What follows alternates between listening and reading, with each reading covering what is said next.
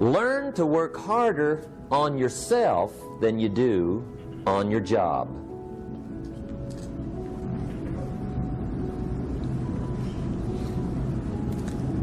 Then Mr. Schoaf gave me probably one of the most important clues among so many things he taught me, but this was in those early days.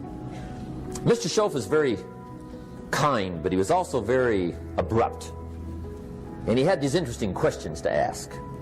I'm giving him a little rundown one day on how things hadn't worked out for me. He said, Mr. Rohn, I've got the answer for you if you will listen carefully.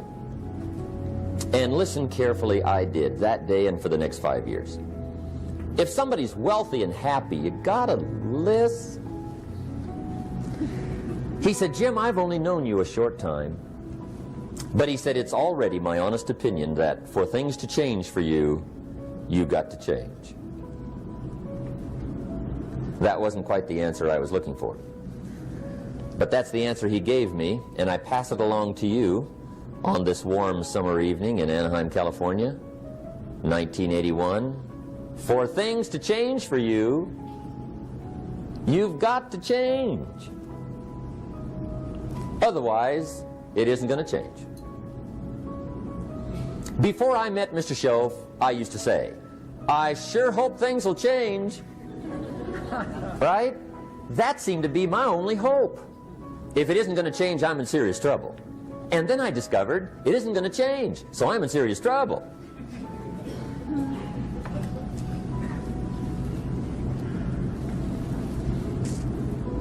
See, I can tell you what the 80s are going to be like. You have dropped into the right place. I did a seminar one time for Standard Oil executives and management in Honolulu. And we're having a conference one day on this big conference table. And one of them said to me, Mr. Rohn, you know some fairly important people halfway around the world. What do you think the 80s are going to be like? I said, gentlemen, I do know the right people. I can tell you. So they all listened very carefully. And I said, gentlemen, based on my wide experience, I can really honestly say to you, in my opinion, in the 80s, it's going to be about like it's always been. Aren't you glad you came? That's inside. I don't pass that around just everywhere. Now, of course, I said that to make a point, but I also said it because it's accurate. It's going to be about like it's always been. It isn't going to change. The tide comes in, and then what? It goes out. For 6,500 years that we know of, recorded history, and probably long before that. So it is not going to change. It gets light, and then what? It turns dark. 6,500 years. See, it's not likely to change. And we're not to be startled by that. If the sun goes down, the guy says, what's happened, what's happened? It means he hasn't been here long, I guess, right? It always goes down about this time. The guy says, well, I don't like that arrangement. Well, you got to talk to somebody besides me, right? It gets light, then it turns dark.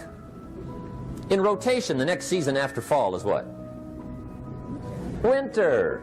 Pray tell, how often does winter follow fall? Every year regularly for the last 6,500 that we know of. See, it is not going to change. Now, some winters are long, and some are short, and some are hard, and some are easy, but they always come right after falls. It isn't going to change. Sometimes you can figure it out, sometimes there's no way to figure it out. Sometimes it goes well, sometimes it gets in a knot. Sometimes it sails along, sometimes it gets in reverse. See, that's not going to change. The last 6,000 years reads like this: opportunity mixed with difficulty. That's how it reads. It isn't going to change. The man says, well, if it isn't going to change, how will my life ever change? Answer, when you change. And whether I'm talking to high school kids or business executives, my message is always the same. And it goes like this: the only way it gets better for you is when you get better.